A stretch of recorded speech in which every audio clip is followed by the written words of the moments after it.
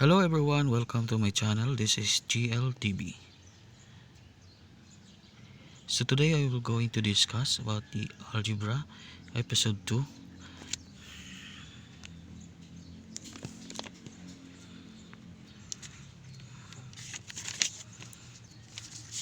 So previously I uploaded the uh, episode about the algebra, the historical timeline, eh, the modern definition of algebra, the number and its classification, and the numerals and its timeline, and the number system. So today I am going to discuss the properties of real number. So the properties of real number are simply the rules, or many of which are axioms, assumptions, and theorems, consequences of this assumption that are to be followed in working with mathematical expression or equation. So we have the rule of an equality or equality. Number one is the commutative property of addition. So for example, so we have a plus b. So we can commute or interpose this equation to b plus a. So they are equal.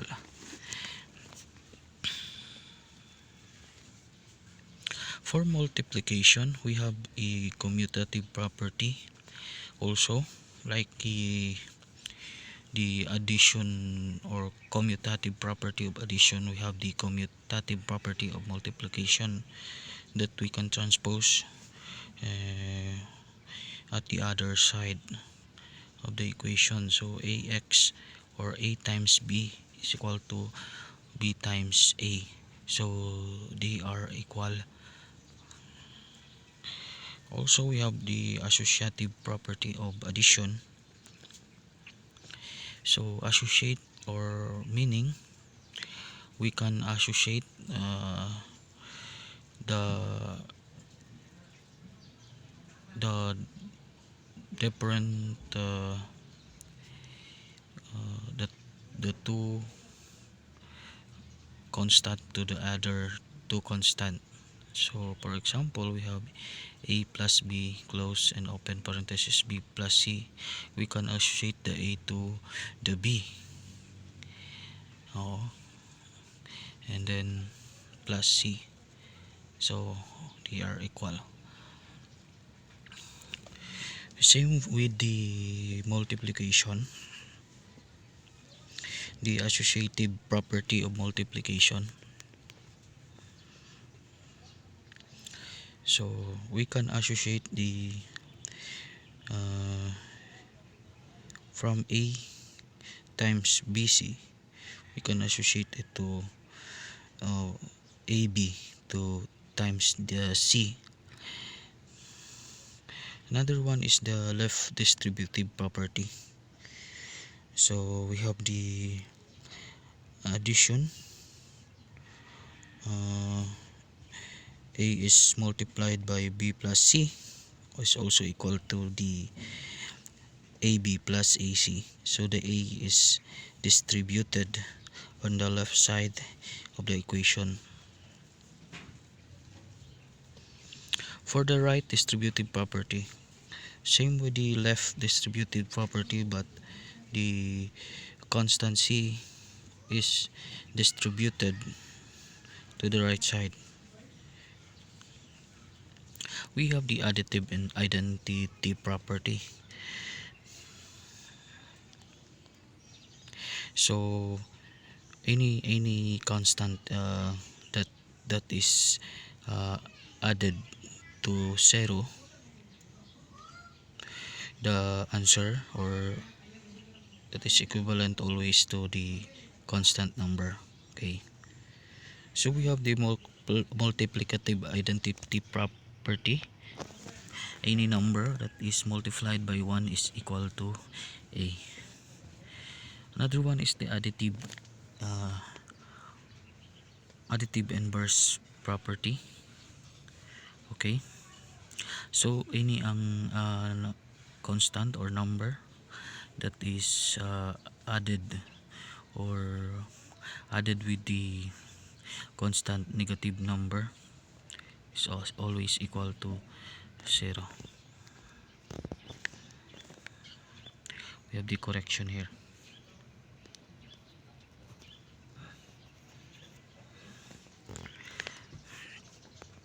It's must equal to 0. For multiplicative inverse property, we have here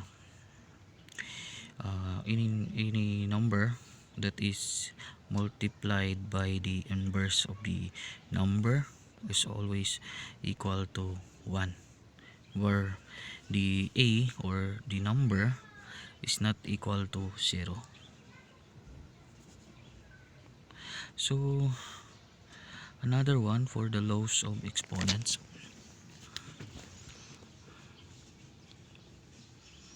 We have here x raised to the m is equal to times x raised to the n is always equal to x raised to the m plus n.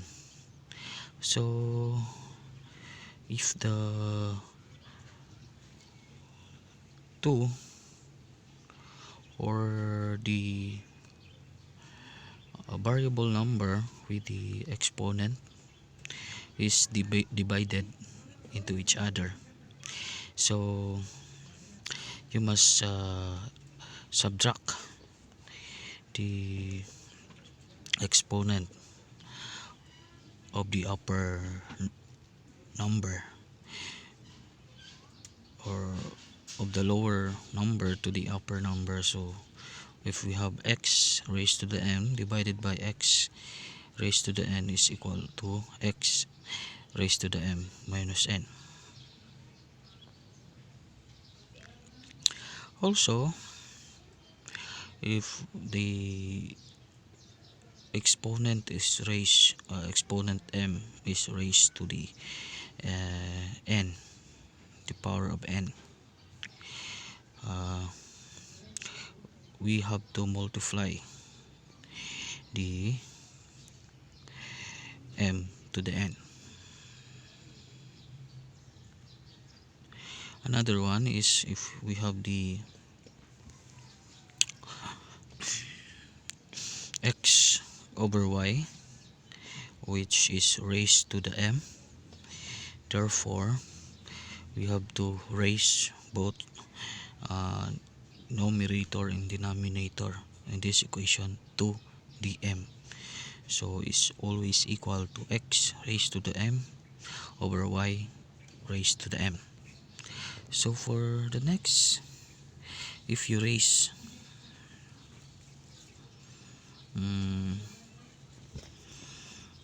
we have a correction here.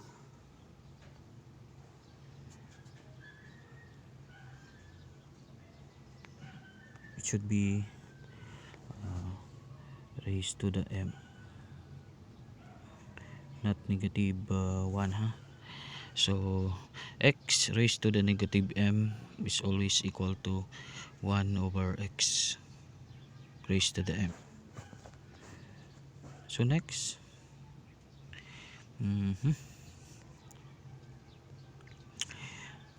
if square root of or n root of x is always equal to the x raised to the 1 over n. Okay,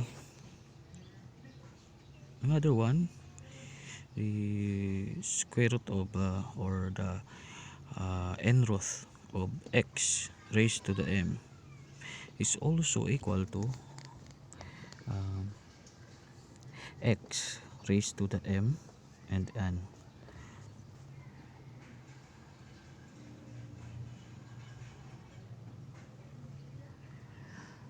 Okay, so n here must be the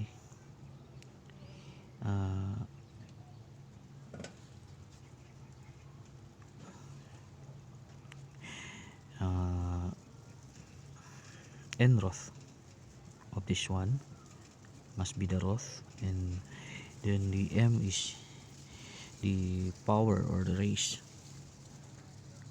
of this number. Next one, we have any number which is raised to the 0 is always equal to 1 for x is not equal to 0. So what will happen if we raise 0 to 0? The answer is undefined. Okay. So next subject we are going to discuss is about the special product. So like ax plus y is equal to ax plus ay. Later I will discuss how it come up to this. From this equation is equal to this equation. So also we have x minus y times x plus y is equal to x squared minus y squared. This is the special product. Also x plus a times x plus b is equal to x squared plus a plus b times x plus ab. Also we have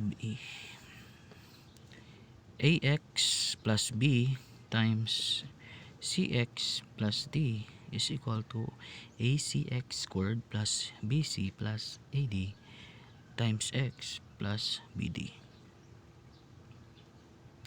Also we have here, if x plus y is raised to the squared is equal to x squared plus 2xy. You have to combine these two, 2x and multiplied by 2xy, and then we raise to the squared, the y.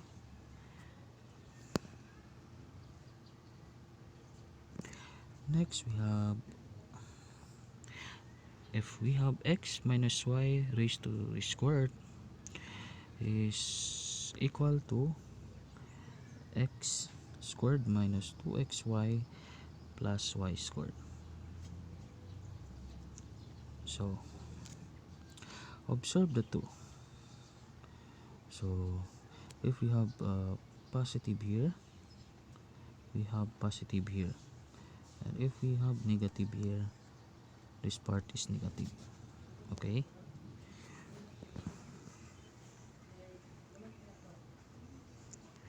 So next is the raise to the third.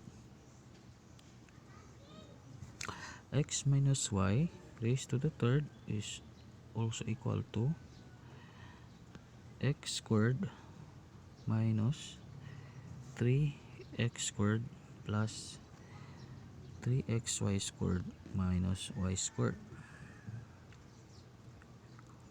Okay. Next is equal to x plus y raised to the third is equal to x squared plus 3x squared y plus 3xy squared plus y raised to the cube. Okay. So observe the following. So if the equation, the sign of this equation is negative, so we will put negative here and here. So positive, negative, positive, negative. So in this positive, because this is positive, all the component in here is positive.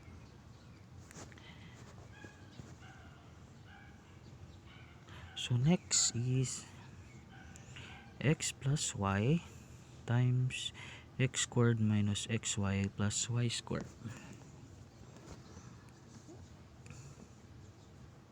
is equal to x cube plus y cube. Next is x minus y times x squared plus xy plus y squared is equal to x cube minus y cube. So observe the two.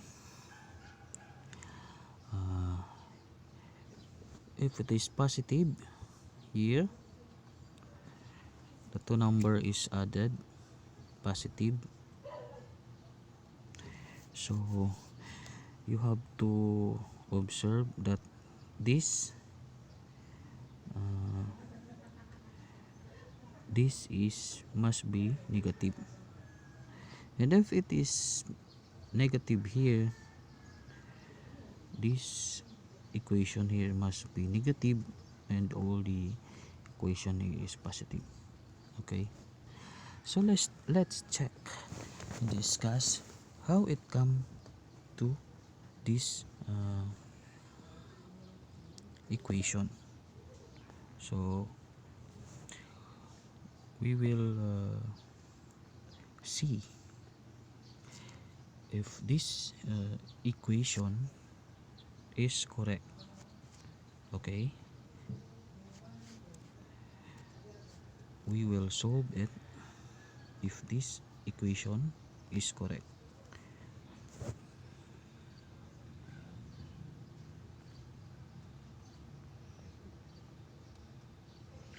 So for this equation, ax plus y is equal to ax plus ay.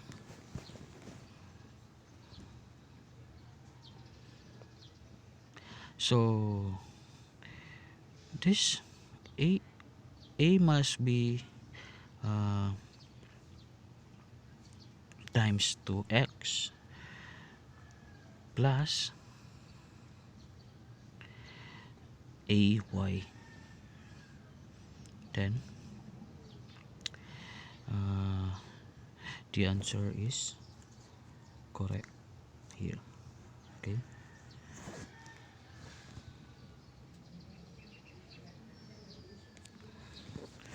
next for the equation 2, x minus x plus y is equal to x squared minus y squared.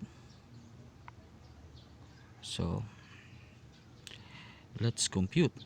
Okay,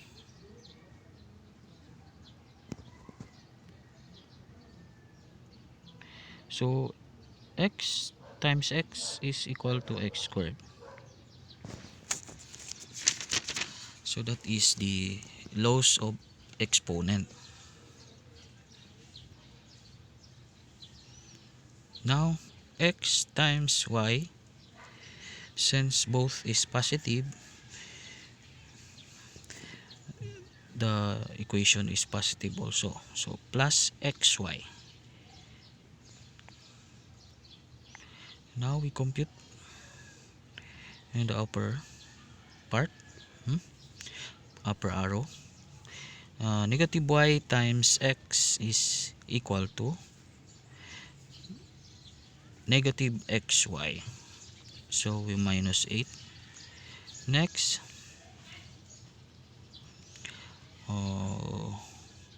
negative y times y is equal to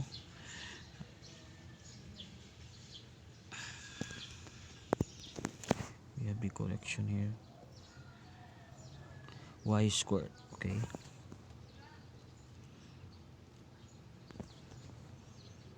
so we cross out the xy minus xy is equal to 0. So we get the answer x squared minus y squared.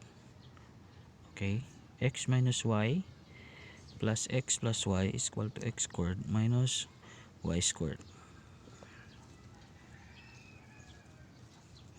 So another one, x plus a times x plus b is equal to x squared plus a plus b times x plus ab. So we'll compute one by one.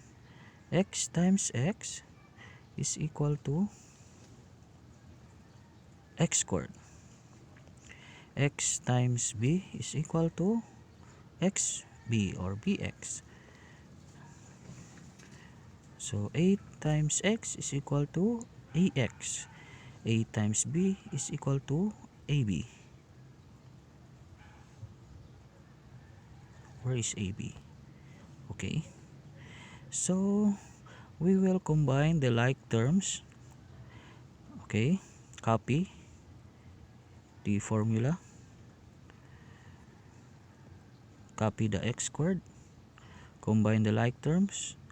A plus b is equal to x plus ab. So that is the right distributive property. Okay. So the answer is, or the equation is correct.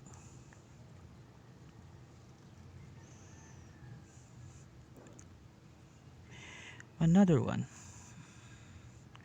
Ax plus b times cx plus d is equal to acx squared plus bc plus adx plus bd.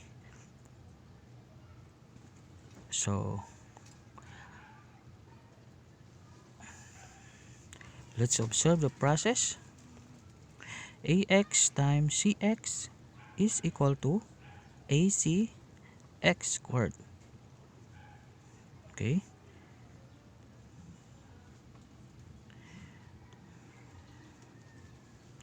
Ax plus or times d is equal to adx.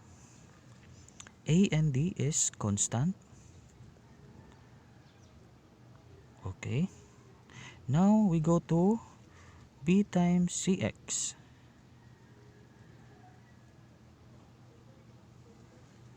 Okay. Is equal to bcx.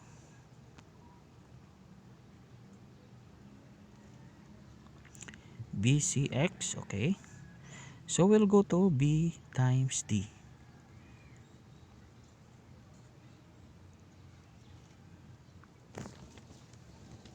B times d is equal to, of course, bd plus bd.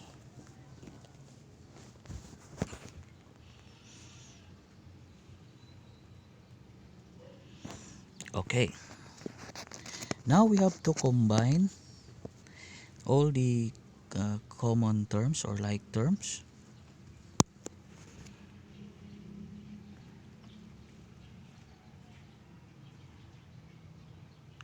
Combine like terms. They have the common terms of x. So okay. So bc plus adx, that is the combination of like terms. So copy the formula. Copy the acx squared and plus bd. So as we observe, this special product formula is correct. Okay, let's go to another special product equation. X squared or x plus y squared is equal to x squared plus 2xy plus y squared. So in our law of exponent, okay, if we raise it to the n, for example, raised to the 2, we have to multiply it with the same x plus y. So x plus y times x plus y, we have to compute it. X times x is equal to x squared. Now we will go to the next. X times y is equal to xy plus xy, and y times x is equal to xy again, and y times y is equal to y squared. Now combine like terms. X plus y, or xy plus xy, is equal to 2xy. So copy the original term, x plus y squared, copy the x squared, and combine the two like terms, 2xy plus the y squared. So as we observe, the special product is correct.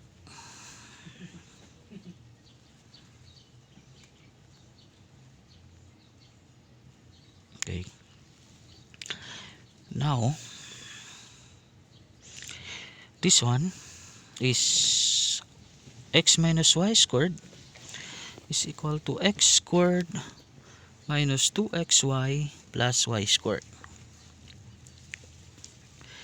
So, since the raise or the exponents is squared, we have to multiply it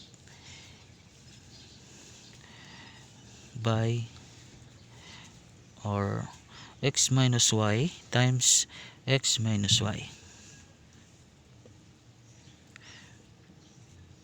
First, we have to uh, multiply x times x, so it is x squared.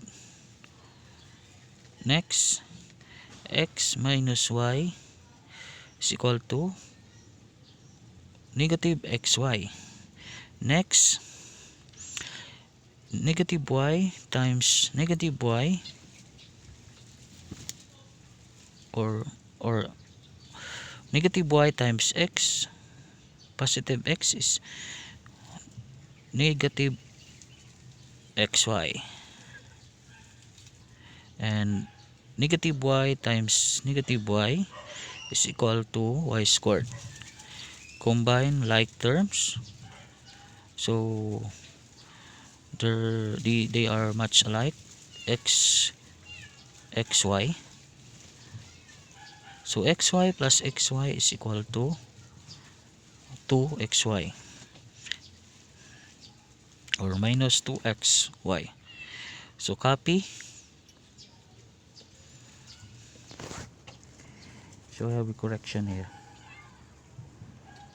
Correction must be minus. Okay. Copy. X squared minus 2xy plus y squared. And as you could see, the special product is correct.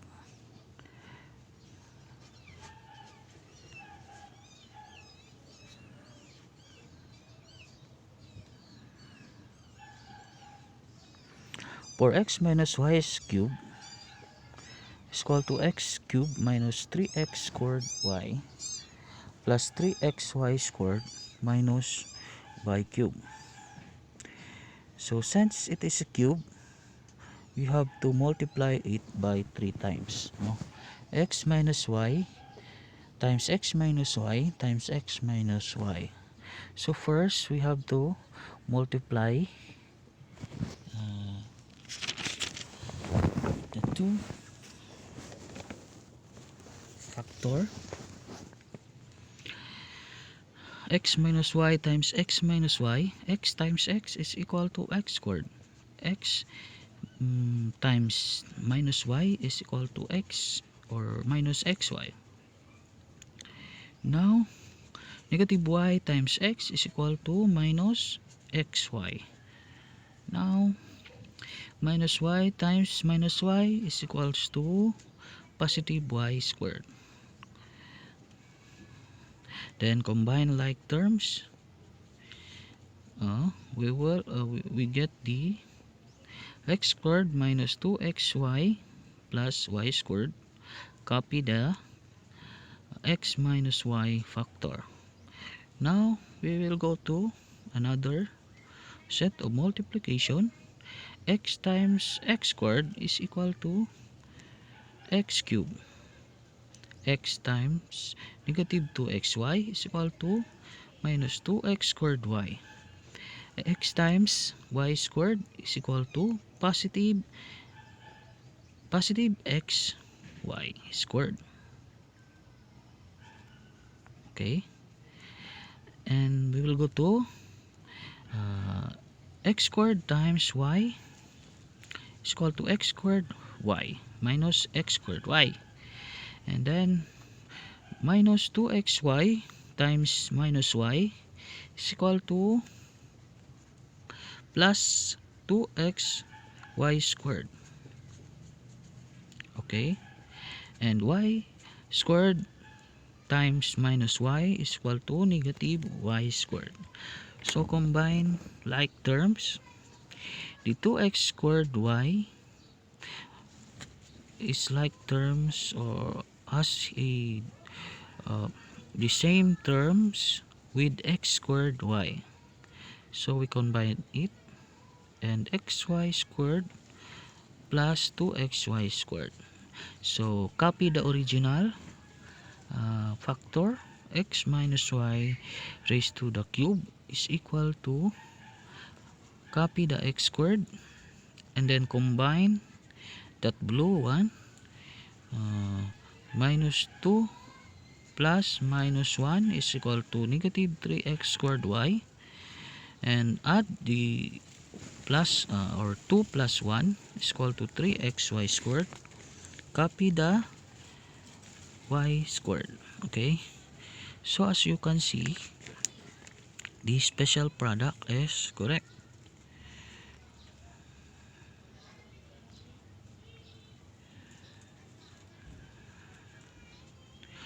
So another one is x plus y squared or y cubed is equal to x cubed plus 3x squared y plus 3xy squared plus y cubed.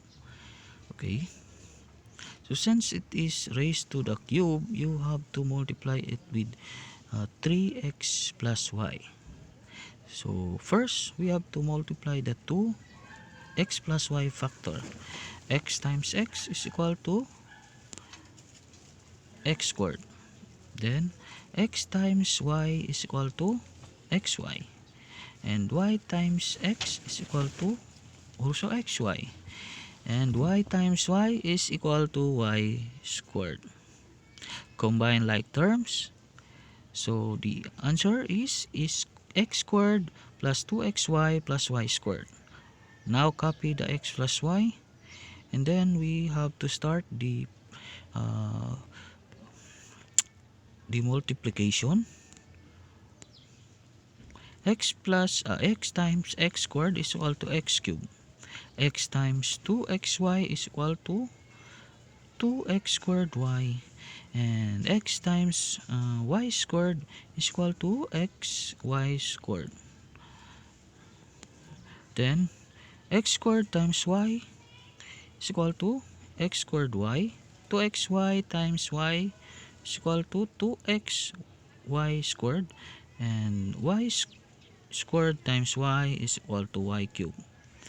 And then copy the original x plus y cubed is equal to, copy x cubed, combine like terms, 3x squared y, combine like terms, 3xy squared, and copy y cubed. Another one, we have here x plus y times x squared minus xy plus y cubed is equal to x cube plus y cube. So first, we have to multiply each one. The component x times x squared is equal to x cubed. X times negative xy is equal to negative x squared y. X times y squared is equal to positive xy squared. Next is y times x squared is equal to positive x squared y. And y times negative xy is equal to negative xy squared. Negative 9 y times y squared is equal to y cubed. So combine like terms, copy the original factor x plus y times x squared minus xy plus y squared. Copy the x cubed, combine like terms,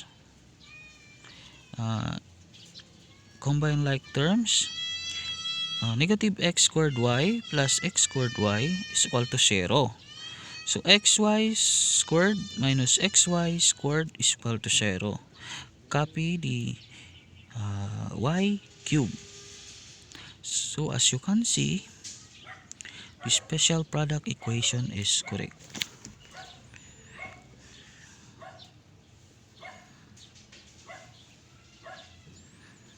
Next equation, x minus y times x squared plus xy plus y squared squared is equal to x cubed minus y cubed.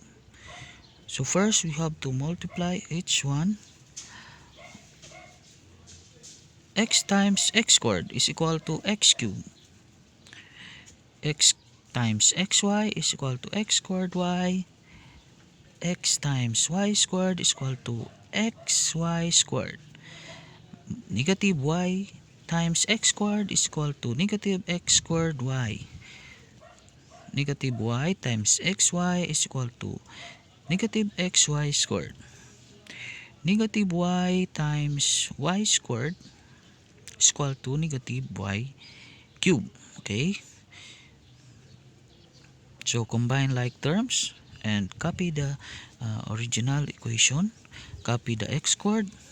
Combine like terms.